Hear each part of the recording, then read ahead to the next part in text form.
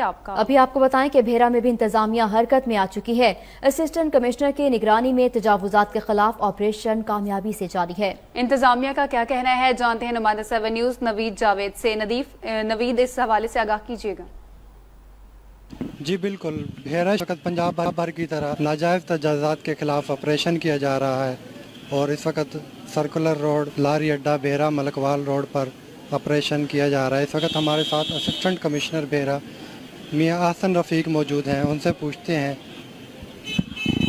جی، جیسا کہ آپ دیکھ رہے ہیں کہ آپریشن جو ہے وہ بھیرا شہر میں کنٹینیو ہے ابھی، اور گورنمنٹ کی جو انسٹرکشنز آئی تھیں کہ جتنی بھی سرکاری زمینیں ہیں اور اس میں ایگریکلچرل لینڈ ہے یا کمرشل ہے جس میں دکانیں بنی ہوئی ہیں، تو ان کا قبضہ چھڑوانا ہے۔ تو اس کے مطابق جو گورنمنٹ کی ہدایات ہیں اس کے مطابق ہم نے یہ آپریشن آج سے کوئی 7-8 دن پہلے شروع کیا تھا، یکم سے یہ آپریشن شروع ہے۔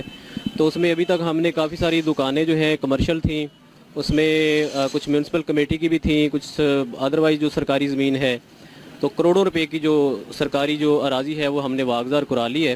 جو بھیرا شہر ہے انشاءاللہ اس میں انکروچمنٹ کا جو ہے نا وہ کوئی ایک بھی پوائنٹ نہیں رہے گا، سارا انشاءاللہ یہ کل تک کلیئر ہو جائے گا۔